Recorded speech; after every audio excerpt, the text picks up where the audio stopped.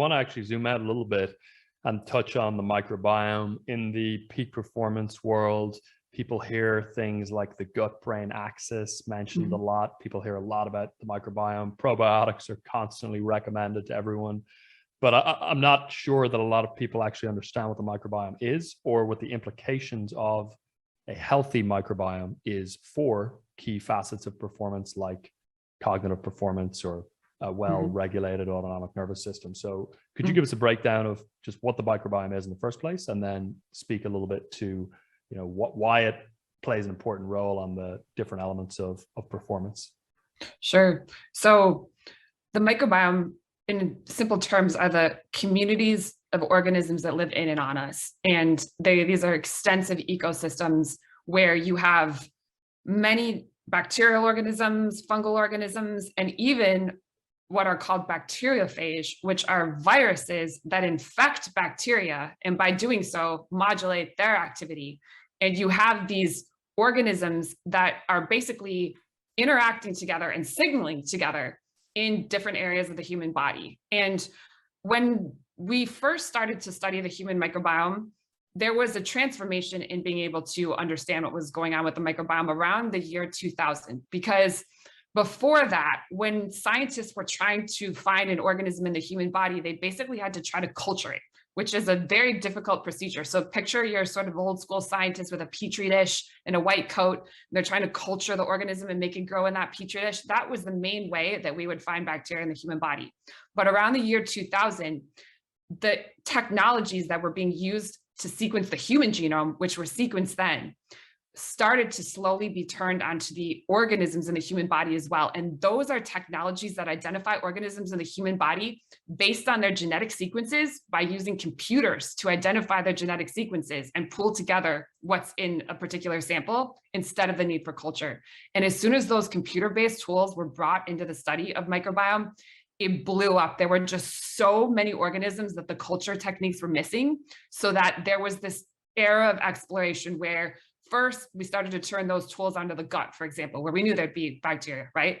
And we found there were many, many more organisms than we thought interacting in the human gut, but then also the mouth, for example. The mouth, the oral microbiome, has a huge number of interacting organisms in the mouth.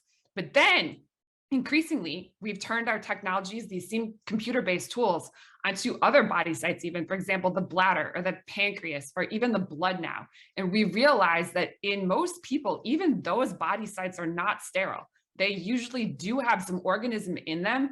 And for example, the lung microbiome is another big topic. There are organisms, interacting organisms in the lung, right? And so we now understand a couple things. We now understand there are these vast organisms in and on us. We now understand that these ecosystems exist beyond just the gut and the mouth, and that there are actually organism ecosystems in the lung and other body sites, and then their activity has great importance because, first of all, there's just a lot of organisms so that their genomes outnumber ours. So in a sense, if you're considering what is human, right? You think, okay, we have our human genes, and you can sort of count the number of human genes that any particular person has. Well, we have more microbial genes in us because of these organisms than we have human. So we're outnumbered by the genes and genomes of our microbial inhabitants. So that's where people have tried to capture that by using, for example, the term superorganism. So some people will say, humans are actually superorganisms. The output of what we really end up doing is a mix of what our human genes are doing and what the organisms in us are doing and creating. And that comes down to the fact that organisms create many different products, many different proteins as part of their metabolism. So a lot of the molecules that end up in our human signaling pathways are actually microbial in origin. So in other words, our organisms are completely intertwined with our human signaling. So when something goes wrong in disease or performance, you have to immediately think that it's probably a mix of issues with the person's human genome, how they were set up, but also there can be this influence from the organisms that they have on that signaling. And what's cool is right now we're playing with technologies, for example, CRISPR, that might be able to edit the human genome.